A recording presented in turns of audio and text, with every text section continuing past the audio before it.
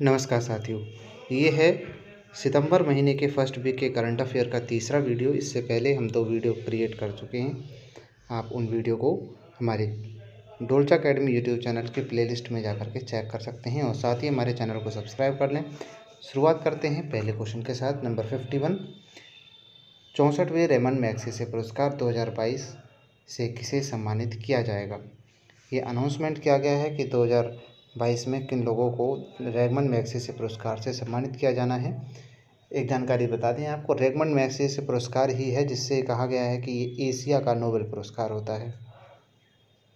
Number 1 है इसमें सोथी आराछिम, जो कंबोडिया के मनोचिकित्सक हैं। दूसरे हैं दसाती हथोरी, ये जापान के नेत्र रोग विशेषज्ञ हैं। और बर्नाडेट मैड्रिड, ये फिलीपींस के बाल रोग विशेषज्ञ हैं। गैरी बेंचेघी, ये फ्रांस की पर्यावरण ये कार्यकर्ता हैं। इसी के साथ शुरुआत करते हैं अगले प्रश्न की तरफ चलते हुए। अगला प्रश्न है हमारा, राष्ट्रीय अपराध ब्यूरो एनसीआरबी द्वारा जारी क्राइम इन इंडिया रिपोर्ट 2021 के अनुसार यातायात के हादसों में सबसे ज़्यादा सर्वाधिक मौतें किस राज्य में हुई हैं। तो इसमें उत्तर प्रदेश हमारा पहले नंबर पर आता है कि जहाँ पर ट्रैफिक के कारण सबसे ज़्यादा मौतें हुई हैं। अगले प्रश्न की तरफ चलते हैं।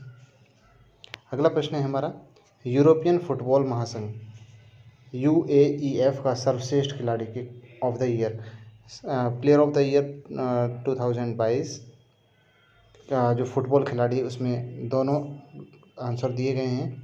एक स्पेन से हैं और एक फ्रांस से हैं। ये दोनों खिलाड़ी, एक का नाम है एलेक्सिया पुटेलस, दूसरे का नाम है करीम बेंजेमा।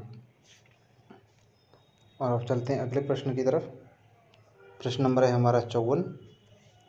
इसमें है रेनस मवेयर हमले से बचने के लिए भारतीय computer agency response team CERT से बोला गया है, इन ने किस देश की साइबर सुरक्षा एजेंसी के सहयोग से साइबर सुरक्षा अभ्यास सिनर्जी का संचालन किया है। अभ्यास का नाम है सिनर्जी, ये याद रखना है। तो सिंगापुर देश की सहायता से भारत ये साइबर सुरक्षा अभ्यास कर रहा है। अगले प्रश्न की तरफ चलें तो अगला प्रश्न है हमारा, नीति आयोग ने आधारभूत अवसंरचना के आधार पर किस शहर को पूरे भारत में सर्वश्रेष्ठ आकांक्षी जिले के रूप में घोषित किया है। नीति आयोग ने तो हरिद्वार, और जो उत्तराखंड का हरिद्वार शहर है, जिला है, उसे नीति आयोग ने सर्वश्रेष्ठ आकांक्षी जिले के रूप में माना है। अगला आता है प्रश्न नंबर 56। इसमें तेल और प्राकृतिक गैस नियम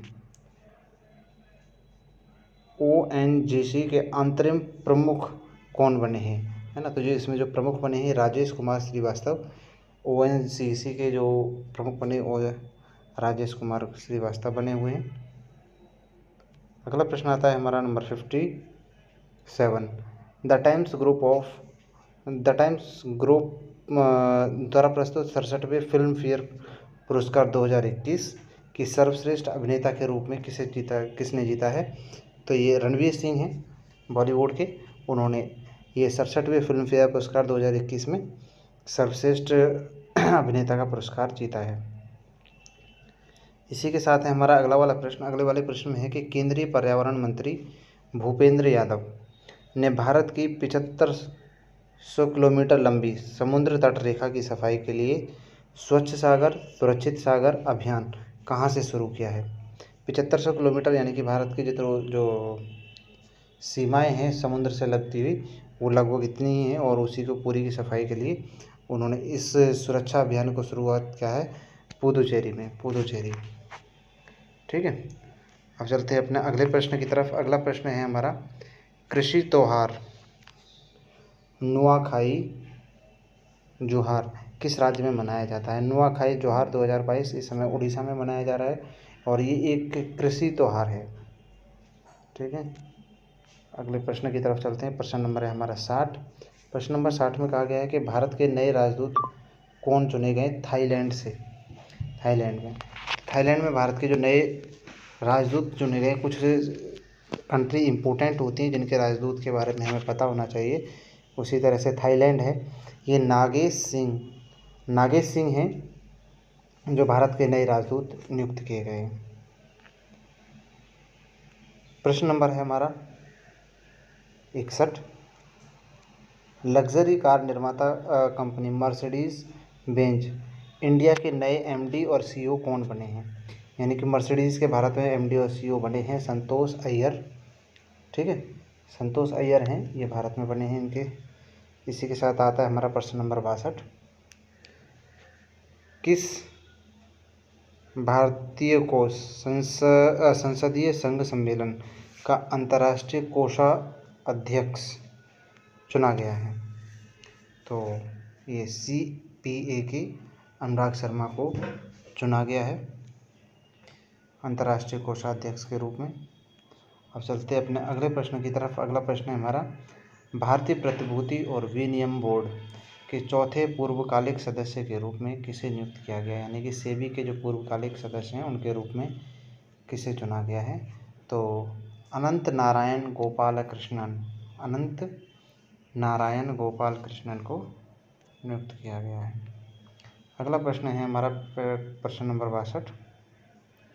इसमें पूछा गया है कि भारत में साइबर सुरक्षा के लिए अखिल भारतीय ऑनलाइन सुरक्षा अधिनियम के लिए अंतर्राष्ट्रीय कंपनी द्वारा शुरू किया जाए, किस कंपनी द्वारा शुरू किया जाएगा?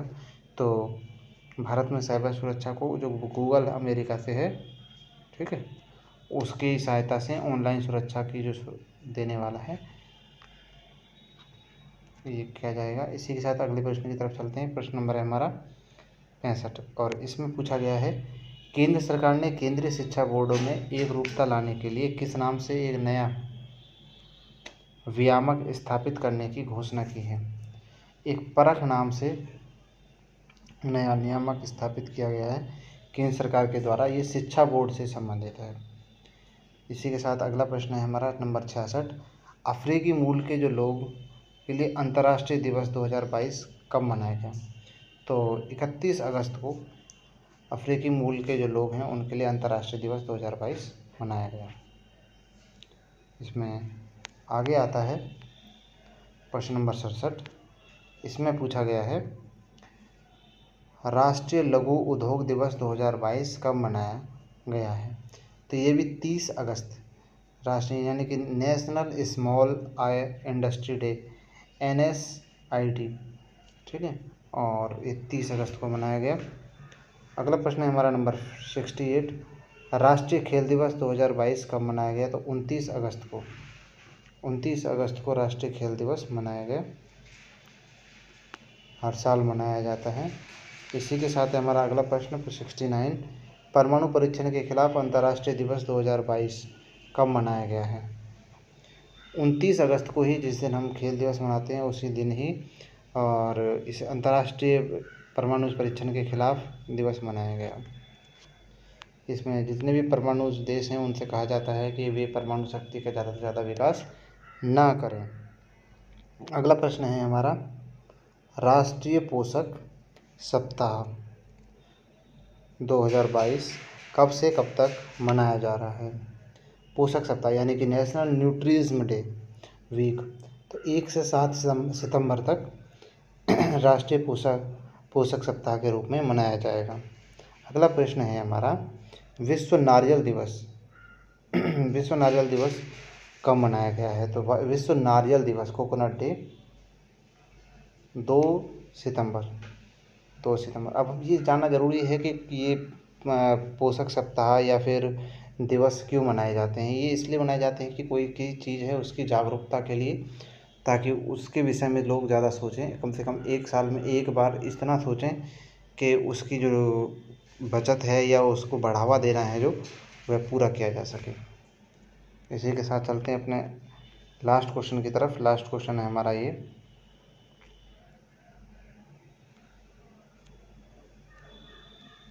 पांचवा राष्ट्रीय पोषक माह 2022 कब से कब तक मनाया जाएगा?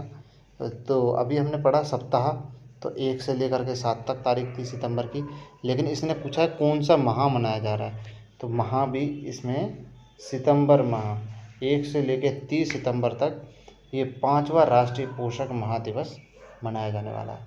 तो इसी के साथ दोस्तों अब तक हमारे सितंबर माह के फर्स्ट वीक के 8 दिन का पूरा जीएस कंप्लीट हो चुका है इस वीडियो में। इसी तरह की वीडियो हम आपके पास और लेके आते रहेंगे। आप हमारे यूट्यूब चैनल को सब्सक्राइब कर लें ताकि कोई भी छूटे ना और बने रहें हमारे चैनल पर।